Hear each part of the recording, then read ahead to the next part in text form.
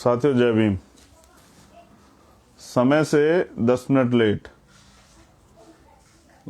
कारण तो बहुत सारे हैं, मगर अब लाइव हैं तो आप लोगों से बात करेंगे। और बात आज इशू कहाँ के हैं वो मैं पहले ही आपने लाइव से पहले जो है आपको बता चुका हूँ कि मैं किस प्रदेश पे और किन इश्यूज पे बात करने वाला हूँ। और उम्मीद है कि ये आज की बातचीत आप लोगों को समझ में आएगी कि ये बातचीत क्यों ज़रूरी है।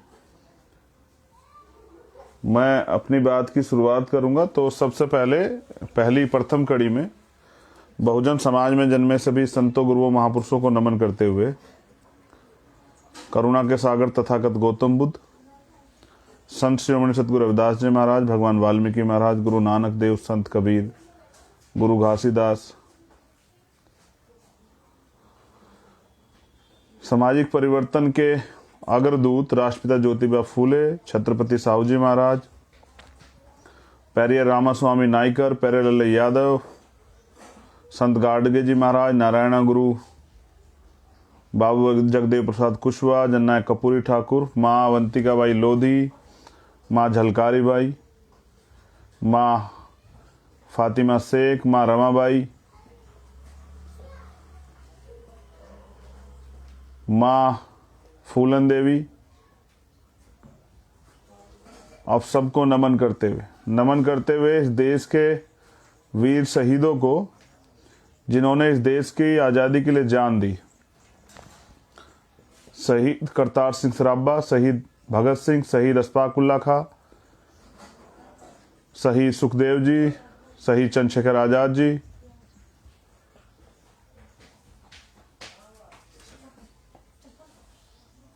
शहीदों में एक बड़ा नाम शहीद उधम सिंह जी। नमन करता हूं नारी के मुक्तिदाता, संविधान के रचयिता, विश्व रत्न डॉक्टर बाबा साहब अम्बेडकर को।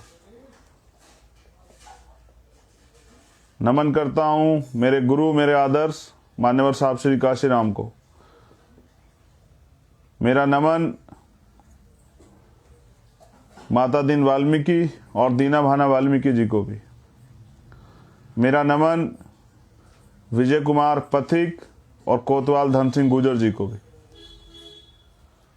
साथियों, आज एक विशेष लाइव ये उड़ीसा के लिए है, लेकिन इसको पूरे देश और दुनिया के लोग सुनेंगे इस लाइव के माध्यम से। और लाइव इम्पोर्टेंट इसलिए है क्योंकि भीम आर्मी एक बड़ा संगठन है जो पूरे देश में काम करता है। समझिए दुनिया में भी भीम आर्मी के नाम को जाना जाता है। और ये पहचान भीम आर्मी के संघर्ष से है, यह बाबा साहब अम्बेडकर की विचारधारा से।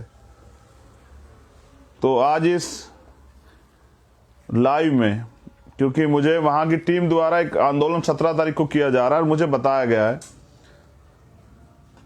अभी मेरा भी प्रयास है कि मैं उस आंदोलन में शामिल हूं, लेकिन परिस्थितियां कुछ ऐसी हो सकती है कि ना शामिल हो पाऊं या कुछ और, तो मैं वहां की टीम को अवगत करा दूंगा। लेकिन वहां की टीम ने, जो उड़ीसा की हमारी टीम है, वहां की प्रदेश कमेटी और जो टीम है पूरी प्रदेश की, उन लोगों ने बहुत अच्छे कार्य किए। मैं पूरे देश की यूनिट को कहना चाहता हूं, अगर आपको काम करते हुए सीखना है कि कैसे काम होता है और किस तरह सस्ते संसाधनों पे अपने आंदोलन को चलाना है, तो आपको सीखना चाहिए उड़ीसा की टीम से। जब मैं अक्सर उनको फ़ोन करके और या उनके फ़ोटो वगैरह देखता हूँ, चेक करता हूँ कि वो लोग काम कर रहे हैं या कुछ और, ऐसा तो नहीं वो काम नहीं कर रहे हैं, तो मुझे वहाँ से मिलते हैं कुछ ऐसी तस्वीरें कि जब वो कहीं मीटिंग में जाते हैं तो अपनी तेल की व्यवस्था को या अपने आंदोलन को करने के लिए वो गांव से आटा, गेहूं, 1 रुपया, 2 रुपये, 10 रुपये, 20 रुपये, इस तरह से मैंने हमेशा उनको चंदा इकट्ठा करके आंदोलन को चलाते हुए देखा। वो बैठ जाते हैं एक चादर फैला के मिनटी के अंत में, और जो बहनें माताएं उस आंदोलन में भरोसा करके देती हैं, कभी कभी देख के लगता है कि शायद उनके घर में खाने के का सामान भी पर्याप्त होगा या नहीं होगा, लेकिन एक विश्वास भीम आर्मी के लोगों ने मजबूत किया है और उड़ीसा में भीम आर्मी का संगठन गांव गांव तक पहुंच गया। मैं धन्यवाद देता हूं उड़ीसा की टीम को। लेकिन क्योंकि प्रदेश का नाम बदलता है, रंग बदलते हैं, भाषा बदलती, खान पीन बदलता है, कद की ऊंचाई और जो है बदलती है, कद छोटे बड़े हो सकते हैं, रंग उजला और थोड़ा सा ब्लैक हो सकता है, लेकिन समस्याएं नहीं बदलती हैं। उड़ीसा में हालात गंभीर हैं और 20 साल से पहले बिजू पटनायक और उनके बेटे अब नवीन पटनायक वो कुर्सी पे बैठे हुए हैं। अच्छी बात है, आप सरकार चला रहे हैं, लेकिन अगर आपके प्रदेश की जनता खुशहाल नहीं है और प्रदेश के लोग परेशान हैं, प्रदेश में तमाम तरह से अन्याय अत्याचार जारी है, तो मैं ये समझता हूं कि आपका कुर्सी पे बैठना और बैठ के न्याय ना करना, ये दोनों लोकतंत्र के लिए खतरनाक है। तो हम तो अपना कार्य उड़ीसा में भी करेंगे, लेकिन आज देश के लोगों को उड़ीसा में क्या चल रहा है मैं जानकर देता हूं, क्योंकि मैं 1 या 2 बार उड़ीसा जाके शामिल हुआ हूं। तो मैं उड़ीसा में एक बहुत इम्पोर्टेंट मामला, कई मामले में आप सब पे बात करूंगा आपको जानकारी देने के लिए, कि आपको पता लगे देश में प्रदेश का नाम बदल देंगे, बहुजन समाज के लोगों की समस्याएं नहीं बदलती है, महिलाओं के प्रति लोगों का रवैया नहीं बदलता है, और अधिकार के नाम पे सिर्फ और सिर्फ जो है जमूले होते हैं, ये जानना चाहिए। उड़ीसा बेहद गरीब प्रदेश है। मैं जब वहाँ गया तो मैंने महसूस किया कि कुछ हिस्सों में रोजगार के अलावा उड़ीसा में ज़्यादा कुछ पर्याप्त रूप से नहीं हो पा रहा। ये एक साजिश है। साजिश इसलिए क्योंकि आर्थिक रूप से जिस दिन बहुजन समाज के लोग संपन्न हो जाएंगे तो शायद वो गुलामी छोड़ देंगे, इसलिए उनको इतना गरीब बना के रखा जाए कि जिससे कि वो सिर्फ रोटी को और हल्के छोटे मोटे जो जीवन की जो सुविधाएं उनको ही अपना जीवन समझ के जीते रहें। तो जातीय हिंसा वहाँ बड़े पैमाने पर जारी है और कई मामले हुए हैं। एक बड़ा मामला जिसमें 48 शेड्यूल कास्ट के परिवार हैं। जो मामला है गांव नाथापुर का, ब्लॉक कृष्णा प्रसाद, थाना ब्रह्मगिरी, जिला पुरी। यहां अभी 7 दिन पहले एक घटना घटी। घटना क्या थी कि एक दलित समाज की शेड्यूल कास्ट की एक बस्ती, अनुसूचित जाति की, और उस पर अपर कास्ट के लोग हमला करते हैं और हमलावर की संख्या लगभग 3000 थी। 3000 अपर कास्ट के लोग अपने अपने गांव से इकट्ठा होते हैं और वो एक गांव की तरफ को चलते हैं, जिस गांव का नाम मैंने बताया नाथापुर। और उस गांव की तरफ जाने के बाद जब वो हलचल होती तो गांव के लोगों में दहशत पैदा हो जाती। वो भीड़ जिसपे लाठी हैं, जिसपे डंडे हैं, जिस भीड़ पे राइफल है, तलवारें हैं और देसी बम, हमने ये पिक्चरों में देखा या कहीं नक्सल क्षेत्र में सुना कि बम, लेकिन देसी बम उनके साथ हैं और वो उस गांव में हमला कर देते हैं। लगभग 40 घरों को जला दिया जाता है बम से हमला करके। 2-3 लोगों को मौके से गोली लगती है, बाकी लोग गांव से भाग जाते हैं। अभी भी कुछ लोग अस्पताल में, एक व्यक्ति तो एम्स भुवनेश्वर में अपनी जान की लड़ाई जो है, जिंदगी की लड़ाई जो है वो लड़ रहा है। 36 जिंदा बम तुरंत बरामद किए गए हैं और पुलिस ने FIR जिन लोगों ने ये किया है, 3000 लोग समूह, उनकी तरफ से पहले दर्ज किए और शेड्यूल कास्ट के 7 लोगों को गिरफ्तार किया है। और जब वहां SDPO यानी कि वहां के लोकल थाना इंचार्ज को जब फोन किया गया तो उनका ये कहना था कि अभी 10 मिनट रुक जाइए, आपकी मेरे शब्द वो व्यवहारिक है, लेकिन उसके शब्द व्यवहारिक नहीं थे। तो उसने जब SDPO को फोन करके बताया गया तो उसने खूब गाली दी और उन्होंने कहा कि 10 मिनट के अंदर अंजाम भुगतने के लिए तैयार रहिए। बड़ा सवाल क्या है? बड़ा सवाल ये है कि पहले एट्रोसिटी पुलिस की गैर मौजूदगी में होती है, लेकिन आज की सरकारों में एट्रोसिटी सत्ता के आगे इतना नतमस्तक हो चुका है प्रशासन, पुलिस और तमाम तरह का एडमिनिस्ट्रेशन, कि आज पुलिस की मौजूदगी में एट्रोसिटी होती है। और ये हुआ है पुरी में। 40 घर जला दिए गए, 7 लोग अरेस्ट किए गए। जिन लोगों ने ये हमला किया उनके 22 लोग अरेस्ट हुए हैं, लेकिन उनकी FIR बाद में लिखी गई जिससे कि कोर्ट में केस जो है क्रॉस केस की वजह से कमजोर पड़ जाए। 3,000 लोग हमला करने आते हैं, 33 जिंदा बम बरामद होते हैं। ये ऑन रिकॉर्ड, ये भारत में हो रहा है। बड़ी और उससे बड़ी बात सुनिए, अपर कास्ट के दबाव में पुलिस के लोग, जो लोग बेघर हो चुके हैं, जो खुले आसमान के नीचे रह रहे हैं, उनके बच्चे भी, शायद उनके तन पे कपड़े होंगे या नहीं होंगे, उनको न्याय देने की बजाय, उनकी मदद करने की बजाय, उनको अपर कास्ट के लोगों के दबाव में खाना भी प्रोवाइड नहीं करवा रही है। 7 दिन हो गए हैं भीम आर्मी के लोगों के जाने के बाद वहां मुकदमा दर्ज हुआ। पूरे देश को जानना चाहिए कि भीम आर्मी क्या करती है, और अगर भीम आर्मी ना जाती तो शायद वो मुकदमा भी दर्ज नहीं होता। अगर हम भी औरों की तरह, हमारी टीम के लोग भी घर बैठे रहते और खाली प्रयास करते कि पुलिस अपना काम करेगी, तो सर पुलिस अपना काम तब करती जब पुलिस से काम करवाया जाता, क्योंकि पुलिस सरकार की होती है। तो जैसा मैंने कहा, देश में नाम बदलते हैं सरकारों के, उनके झंडे बदलते हैं, लेकिन सरकार झुकी तो रहती है, विचार झुका तो रहता है। और जहां बहुजन समाज के लोग ताकतवर नहीं है, उनके हालात ये है। वो भूख प्यास से परेशान है, नवीन पटनायक जी चैन से अपने घर में सो रहे हैं, इसलिए 17 तारीख का आंदोलन रखा गया है कि नवीन पटनायक जी को बताया जाए कि इंसानों की भी वैल्यू होती है, उनके जीवन की, और इस देश में शेड्यूल कास्ट के लोग, बहुजन समाज के लोग इंसान हैं, उनके साथ इंसानों जैसा व्यवहार किया जाए, उनको न्याय दिया जाए। मुझे लगता है कि पहले आंदोलन से नवीन पटनायक जी को शायद ये समझ ना आए, लेकिन विश्वास कीजिए, बहुत जल्द हम उड़ीसा में इतना बड़ा आंदोलन करेंगे, नवीन पटनायक जी को एहसास भी होगा और उनको ये भी पता लगेगा कि क्या करना है। तो नवीन पटनायक जी, आपके इंटेलिजेंस के लोग, आपके तमाम तरह से जो इंक्वायरी वाले लोग हैं, वो बताएंगे। क्या तो आप अन्याय अत्याचार को रोकने का काम कीजिए, वरना बाबा साहब अम्बेडकर हमें वोट की ताकत दे गए हैं और मान्यवर काशीराम साहब हमें वोट के अधिकार का प्रयोग करना सिखा गए हैं। तो आपकी कुर्सी खींचने में ज़्यादा समय लगेगा। ये आंदोलन बहुत जल्द उड़ीसा की तरफ भी मुंह करेगा, वहाँ भीमार में भी काम कर रही है, लेकिन आज़ाद समाज पार्टी भी वहाँ दमखम से काम करेगी। ये पहला मामला जो मैंने आपको बताया, ये एक बड़ा अन्याय है जो आज़ाद भारत में आज भी हो रहा है। वो लोग वो डरे हुए हैं और फिर वो खाना भी नहीं खा पा रहे, वो जंगल में रह रहे हैं, क्योंकि पुलिस सरकार के दबाव में और अपर कास्ट के लोगों के दबाव में उन लोगों को जनहित की सुविधा मुहैया नहीं करा रही। मैं अभी, मेरे पास नंबर आ गया, मैं वहाँ के एसएसपी से अभी पूछूंगा। दूसरा एक मामला है ममिता मेहर, ये ओबीसी समाज से एक बेटी है। ये एक लेक्चरर थी जो बलांगीर की रहने वाली थी और कालंडी कॉलेज में, एक कॉलेज था इंग्लिश मीडियम कॉलेज, उसमें लेक्चरर थी। मैं आपको आंदोलन के विषय बता रहा हूं। और वहां होता क्या है, जो मुझे बताया गया कि वो जो कॉलेज था, उसके हॉस्टल में वहां के एक मंत्री और जो स्कूल के मालिक है, उनका आना जाना था, जो कि अवैध था।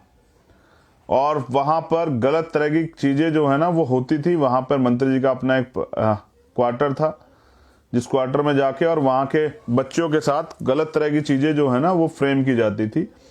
एक बेटी ने, ममिता मेहर नाम की एक वहां लेक्चरर थी, जिसने को बच्चों ने बताया और उसने तय किया कि वो इसके खिलाफ आवाज उठाएगी। एक दिन छुट्टी का दिन था, स्कूल के जो मालिक हैं वो जाते हैं ममिता मेहर को कह के कि ऑफिशियल काम है, उसको साथ ले आते हैं। फिर उसकी हत्या की जाती है, हत्या करके उसके शव को जला दिया जाता है और उसी फील्ड में वो सब गाड़ दिया जाता है। कार्रवाई इसलिए नहीं हो रही बड़े पैमाने पे क्योंकि मंत्री जी इसमें इन्वॉल्व है, नवीन पटनायक जी के मंत्री। यानी कि जैसे यूपी में भी आपने देखा कि केंद्र के एक मंत्री के बेटे ने किसानों पे गाड़ी चढ़ा दी और किसानों को कुचल दिया, तो कार्रवाई नहीं हो रही थी। वो तो किसान आंदोलन दमखम पे चला हुआ है, लोगों का विरोध था, तमाम विपक्ष के लोग विरोध करे, सरकार को मजबूरी में कार्रवाई करनी पड़ी। और अब जांच हो रही, तो आप देखिए धीरे धीरे चीजें सामने आ रही। ये एक बड़ा मामला है। स्पेशली मामला क्या है कि वहां सेक्स रैकेट जो मुझे बताया गया वो चलाया जाता था, उसको रोकने की पहल बहन ममिता मेहर ने शुरू की और उसको खामियाजा अपनी जान देके भुगतना पड़ा। ज्यादा कार्रवाई नहीं हुई। ये आंदोलन का एक और पार्ट है कि इस पे भी हमारे लोग वहां आंदोलन के लिए कि ममिता मेहर को न्याय मिलना चाहिए। तीसरा मामला है जो सूर्यकांति कुंभार, एक महिला है जो बरगढ़ जिले की है, उसके साथ 12 लोग पे मुकदमा जिन लोगों ने गैंगरेप किया है। वो अपने घर पे थी, ये विरोधी लोग आए, उनका घर जो है जला दिया, उसको घर में घुस के पहले उसके साथ जबरन जो है गैंगरेप किया गया,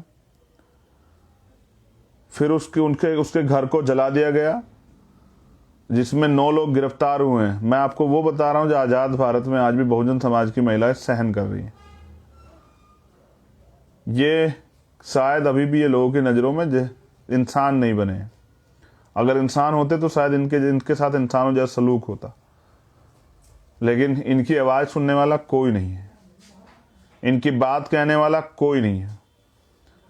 एक और मामला है जो गोविंद कुम्हार का है, जो बरगढ़ जिले का है। ये गोविंद कुम्हार एक गवाह थे, एक झगड़े में एक गवाह थे। रात में पुलिस 2 बजे इनके घर जाती। बेसिकली ये वाल्मीकि समाज से हैं गोविंद कुम्हार, और ये रात के 2 बजे इनके यहाँ पुलिस जाती है, क्योंकि ये शेड्यूल कास्ट बहुत बड़ा है और तमाम तरह से गोत्रों में और जो सर नेम की वजह से हम लोग कंफ्यूजन हो जाता है क्या है। तो मैं इसलिए बता रहा हूँ क्योंकि बड़े पैमाने पे वाल्मीकि समाज के लोग उड़ीसा में भीम आर्मी से जुड़े हुए हैं और वो इस काम को मजबूती से चला रहे हैं। ये एक मार्शल कौम है और इसने ये लड़ाइयाँ पहले भी लड़ी हैं, इसलिए मुझे बात आप लोगों के सामने रखनी पड़ रही है। लेकिन मैं जो आपसे बता रहा था विषय ये था कि गोविंद एक घटना में गवाह थे और पुलिस विरोधियों के इशारे पर रात को 2 बजे आती है, गोविंद को थाने चलने के लिए कहती है। परिवार के लोग ये कहते हैं कि भाई हम सुबह आधार कार्ड लेके आ जाएंगे। पुलिस उनको धमकाती है और बंद कर देती है और कहती है कोई आएगा नहीं, हम पूछताछ करके सुबह छोड़ देंगे। और वो कहते हैं कुछ नहीं होगा, आप चिंता मत करो। पुलिस को ले जाती है, पुलिस ले जाके रात में उसको टॉर्चर करती है। सुबह जब परिवार के लोग जाते हैं, उनको विश्वास था कि जाके उसको छुड़ा लाएंगे।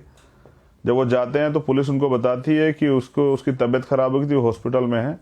और जब ये परिवार वहाँ जाता है तो उनको पता लगता है कि एक कॉर्नर में, वहाँ कोने में गोविंद की लाश पड़ी हुई है। उसको क्या हुआ, एक अच्छा खासा बच्चा जो अपने घर से, एक बेटा, एक भाई, एक पति, एक जो अपने घर से आया था जिसको पुलिस लेके आई थी, और वो लाश बन गया एक रात में, जो वहाँ अस्पताल के कॉर्नर में पड़ा हुआ है। उनके माँ बाप पे क्या बीती होगी, उन्होंने क्या सहा होगा। बस मैं ये घटना आपको इसलिए बता रहा हूँ क्योंकि जब जांच हुई तो पुलिस को क्लीन चिट मिल गई। और ऐसा ही एक मामला हुआ है अल्ताफ के साथ, अगर आपको याद हो, अभी कासगंज में, जिसमें मैं कल गया भी था। बड़ी मुश्किल से दबाव में हत्या का मुकदमा दर्ज किया गया है। हमने नाम दिए कि नामजद मुकदमा हो, लेकिन हम लोग उसको कराएंगे। मैं अल्ताफ की लड़ाई को अधूरी नहीं छोड़ूंगा। लेकिन आज बात मैं उड़ीसा पे कर रहा हूं। मैं उड़ीसा आपको इसलिए याद दिला रहा हूं कि उड़ीसा भारत में ही है, और आप समझिए बड़े बड़े कारखाने वहां पर हैं। कुछ एरिया इंडस्ट्रियल एरिया जो डेवलप है, लेकिन बहुत बड़े पैमाने पे आज भी वहां जानवरों जैसा जीवन जीने के लिए वंचित वर्ग के लोग, इस देश के SC ST OBC माइनॉरिटी के लोग वहां अपना जीवन जी रहे हैं। और भीम आर्मी की टीम बड़ी मेहनत से हर लड़ाई में आगे बढ़ के लड़के उस लड़ाई को न्याय दिलाने का काम कर रही है। पहले तो मैं भीम आर्मी के जाबाज योद्धाओं को क्रांतिकारी जय भीम करता हूं, लेकिन मैं ये भी कहना चाहता हूं, देश के जो बहुजन समाज के लोग मुझे सुन रहे हैं, मैंने कहा ना कि प्रदेश का नाम बदल सकता है, रंग बदल सकते हैं, वहां की बोली बदल सकती है, खान पीन बदल सकता है, लेकिन अन्याय अत्याचार नहीं बदल सकता। इसलिए बाबा साहब अम्बेडकर ने हमें वोट का अधिकार दिया था कि वोट के जरिए आप अपना राजा बनाओगे, जो आपके लिए लड़ेगा, जो आपको आगे बढ़ाने का काम करेगा, जो आपकी तरक्की के लिए खड़ा होगा। आज मेरी बच्चियों से उनसे बात हुई थी, जो SSC GD के बच्चे जो हैं वो बैठे हैं। एक बच्चे की तबीयत खराब है जो हॉस्पिटलाइज, उसने शायद कोई जहरीली चीज खा ली थी। 500 बहनें, बच्चियां और बच्चे जिनका जो मेडिकल भी इनका हुआ है, जो फिट हैं, मेडिकल से भी जो फिट होने के बाद जिनको नियुक्ति नहीं दी गई है, गृह मंत्री ने 7 दिन का वादा किया था। अब वो 10 महीने से आंदोलन कर रहे हैं जंतर मंतर पे। देखिए ये सरकारें ना युवाओं की आवाज सुनती हैं, ना महिलाओं के दुख दर्द सुनती हैं, ना उनकी चीखें सुनती हैं, ना ये महंगाई को समझती हैं, ना ये बेरोजगारी को समझती हैं, ना ये कास्ट एट्रोसिटी को समझती हैं, ना ही ये जो तमाम तरह की रिस्पॉन्सिबिलिटी है, जो राइट्स हैं, ड्यूटी है, ये ना उसको समझती है। और अगर आप इनसे कोई सवाल करोगे तो ये आपको साबित कर देंगे एजेंट, किसी पार्टी संगठन के कुछ भी तमाम तरह के जो ये नाम देते हैं, ये आपके परिवार पर टिप्पणी करने लगेंगे, आपके परिवार को कुछ कहने लगेंगे, ये आपको अपशब्द कहने लगेंगे। मैं तमाम संगठन जो पूरे देश में काम है उनसे भी कहना चाहता हूं, यार अपने काम को करो। आप लोग हमसे बेहतर काम करके दिखाओ, और जिसके मन में काम करने की और उसको काम करने को मिला तो भीम आर्मी से जाके जुड़े और देखे कि भीम आर्मी के लोग क्या जीवन जीते हैं। ये उड़ीसा की कहानी नहीं, ये पूरे देश की भीम आर्मी की कहानी है। अभी हिमाचल में हमारी टीम लड़ रही है क्योंकि वो लोग वहां पे स्वर्ण आयोग की गठित करने की मांग कर रहे हैं, आरक्षण के खिलाफ, SC/ST एक्ट के खिलाफ सब यात्रा निकालने की मांग कर रहे हैं। और भीम आर्मी की टीम जो हमारे प्रदेश अध्यक्ष हैं भाई रवि कुमार जी, वो तो अपने नाम के सामने लिखते हैं रवि कुमार दलित, और वो लड़ रहे हैं। उन्होंने भी ऐलान किया कि वो बाबा साहब द्वारा संवैधानिक अधिकार आरक्षण जो मिला है उसकी सब यात्रा नहीं निकालने देंगे। और ये कौन लोग हैं? अभी मध्य प्रदेश में जो लोग, राजस्थान में पहले हमला हुआ, फिर मध्य प्रदेश में हमारे भीम आर्मी के प्रदेश अध्यक्ष जिन पे हमला हुआ, उनके साथ के लोग, हमारे साथी सुनील अस्ते जी, सुनील बैरसिया जी, विनोद जी और तमाम लोग, वो सब लोग जेल में हैं। और जो लोग मुझे चिंता करते हैं पूरे देश में कि भाई चंद्रशेखर आजाद को, भीम आर्मी को सामाजिक काम करने, तो मैं आज ये पूछना चाहता हूं सर कि क्या किसी राजनीतिक दल को तकलीफ हुई कि किसी का बेटा जेल में है? क्या वो अपनी लड़ाई लड़ने के लिए गए थे वहां? वो तो न्याय दिलाने के लिए गए थे। जिस भाई को ट्रैक्टर से कुचलने का प्रयास किया गया था उसका मुकदमा दर्ज कराने के लिए गए थे। लेकिन आज उन बच्चों के साथ मारपीट हुई है। भीम आर्मी में 21 तारीख को आंदोलन कर रही है, ऐतिहासिक आंदोलन, और क्या किसी एक राजनीतिक दल को पीड़ा हुई? ये राजनीतिक दल सिर्फ हमें क्रिटिसाइज करने के लिए, हमारी मदद करने के लिए नहीं। अगर ये मदद करने के लिए होते तो वो भी तो बहुजन समाज के लोग हैं, कोई राजनीतिक दल उनके लिए भी आवाज उठाता, लेकिन उनके लिए आवाज उठाएगी सिर्फ भीम आर्मी, आजाद समाज पार्टी। इसलिए मैं कहना चाहता हूं कि पॉलिटिकल पावर अपने हाथ में लीजिए।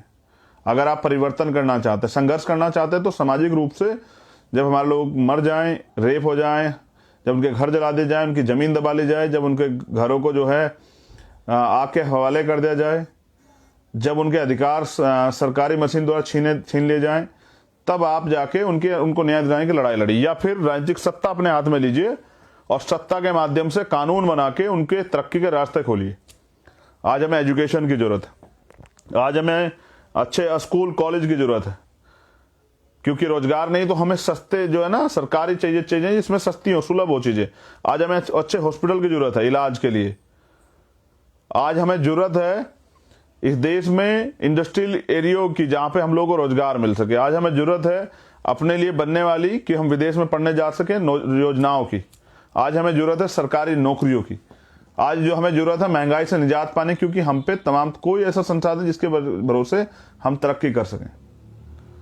आज हमें जरूरत है अपने लोगों को आगे बढ़ाने की। आज हमें जरूरत है इस देश में अपने प्रतिनिधित्व की। हमारी लड़ाई किसी जाति, धर्म, मजहब से नहीं, हमारी लड़ाई तो सिर्फ हक की है, अधिकारों की है।